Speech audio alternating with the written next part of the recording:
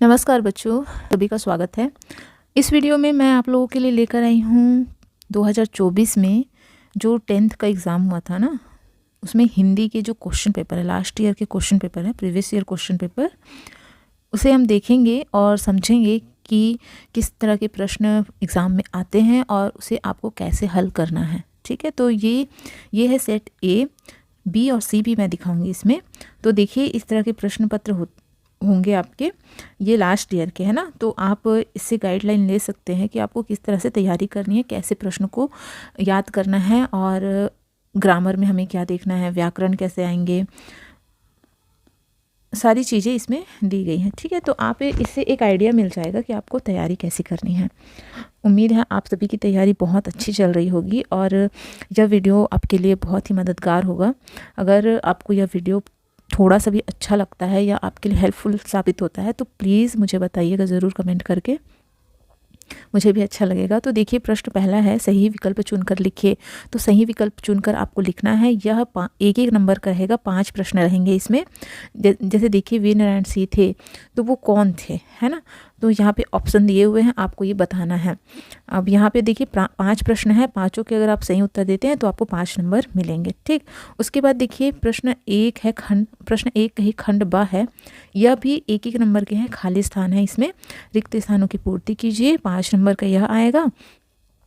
तो आपको खाली स्थान की तैयारी भी, रिक्त स्थान की भी तैयारी करके जानी है। प्रश्न 1 का खंड सा में देखिए उचित संबंध जोड़ी आया हुआ है, तो यहाँ पे जोड़ी मिलाना है। यह भी 5 नंबर का है। ठीक, उसके बाद है प्रश्न 2, रीति काल को अन्य किन नामों से जाना जाता है। तो 2 नाम लिखिए। अगर आप 2 नाम लिखते हैं तो आपको 2 नंबर यहाँ पे मिलता है। तो कभी भी आप आंसर देंगे ना तो प्रश्न को बहुत अच्छे से पढ़िएगा, ताकि आपको एक एक नंबर, जैसे कि यहाँ पे दिया हुआ है, रीतिकाल को अन्य किन नामों से जाना जाता है, 2 नाम लिखिए। 1 + 1 = 2, मतलब कि अगर आप 2 नाम लिखते हैं तो 2 ही नंबर मिलेंगे आपको। ठीक है, एक नाम लिखेंगे तो 1 ही नंबर मिलेगा। चलिए, उसके बाद देखिए प्रश्न 3 है, समास विग्रह, समास भी आएगा। समास विग्रह कर प्रकार का नाम लिखिए। ये आधे आधे नंबर का है। अगर आप समास का विग्रह करते हैं और उसका प्रकार बताते हैं तो पूरा 1 नंबर मिलेगा, और सिर्फ आप विग्रह करेंगे तो आधा नंबर मिलेगा। ठीक है बच्चों, तो आपको ध्यान देना है कि आपको समास विग्रह भी करना है और उसका प्रकार भी बताना है। तो 2 नंबर का यह हुआ। अब प्रश्न चौथा है, देखिए, अमरकंटक क्षेत्र को आम्रकूट किसने और क्यों कहा। तो ये भी 2 नंबर का है। आपको ज़्यादा लंबा लिखने की ज़रूरत नहीं है, बस 2 लाइन का आंसर आएगा। अमरकंटक क्षेत्र को आम्रकूट किसने कहा था और क्यों कहा था। ठीक है, उसके बाद देखिए प्रश्न 5वां है, विदाई के समय माँ बेटी को किस पर रीझने से मना कर रही हैं। तो यह आपके पाठ्य पुस्तक के प्रश्न है।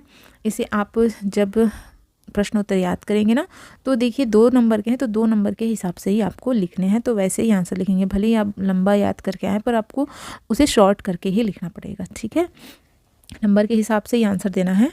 प्रश्न नंबर 4 से लेकर प्रश्न नंबर 12 तक ये प्रश्न उत्तर आए हुए हैं। ठीक है, इसमें लघु उत्तरी भी है और दीर्घ उत्तरी भी है। ये देखिए इधर 4 नंबर के हैं। अब 11वें नंबर में देखिए आपको ऑप्शन मिलेगा, या तो आप ऊपर वाला बनाइए या फिर नीचे वाला बनाइए। ठीक है, 12 में भी आपको ऑप्शन मिलेगा कि आप 2 में से कोई एक बना सकते हैं।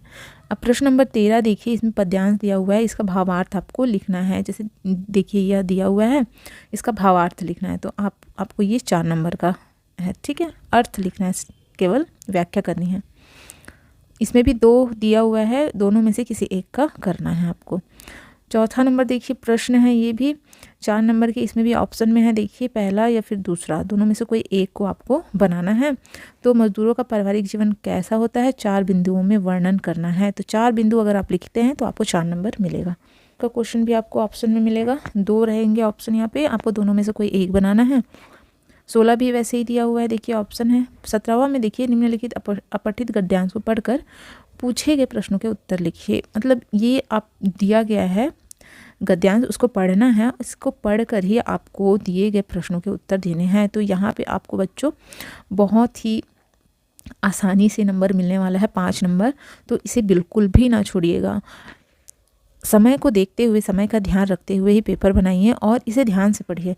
ध्यान से पढ़ेंगे तभी आपको 5 में 5 नंबर मिलेगा। देखिए ये कितने, लेकिन आपको कोई 5 प्रश्न ही बनाने हैं। ठीक है, यहाँ पे देखिए 6 प्रश्न दिए हुए हैं, इनमें से कोई 5 प्रश्न ही आपको बनाने हैं। तो इसमें कोई भी हड़बड़ी मत करिएगा, बड़े आराम से इसको बनाइएगा। ठीक है, अब इधर देखिए निम्नलिखित विषयों में से किसी एक विषय पर 250 से 300 शब्दों में सारगर्भित निबंध लिखिए। तो यहाँ पे निबंध भी आएगा।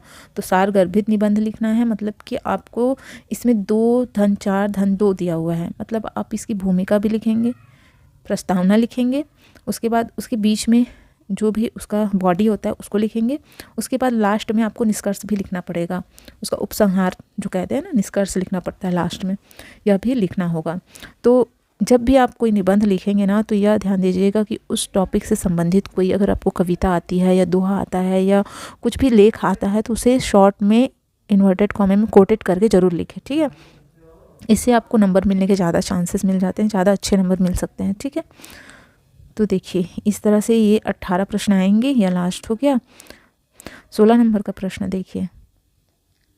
16 नंबर के प्रश्न में क्या है, देखिए, किसी दैनिक समाचार पत्र के संपादक को एक पत्र लिखिए जिसमें आम जनता को मतदान करने हेतु जागरूक करने के लिए प्रेरित किया गया हो, ठीक है। तो लेटर राइटिंग में इस तरह के लेटर राइटिंग आएंगे। पत्र लेखन, आपके द्वारा भ्रमण किए गए छत्तीसगढ़ राज्य के किसी एक पर्यटन स्थल की विशेषता बताते हुए छोटे भाई को एक पत्र लिखिए। तो ये बहुत सरल सा पत्र है। फॉर्मल जिसे कहते हैं, 2 प्रकार के होते हैं, औपचारिक और अनौपचारिक पत्र। तो ये एक औपचारिक होगा और एक अनौपचारिक होगा, दोनों में से एक को आपको लिखना है। तो हमेशा औपचारिक पत्र थोड़ा कठिन हो जाता है बच्चों के लिए लिखना। तो अनौपचारिक जो पत्र होते हैं ना, जैसे अपने भाई को लिखो, अपने पिता को लिखो, ये सब सरल पड़ते हैं। आप अगर आपको दोनों में से कोई एक बनाना है और दोनों कठिन है, तो मैं कहती हूँ कि आप अनौपचारिक पत्र को ही चुनें।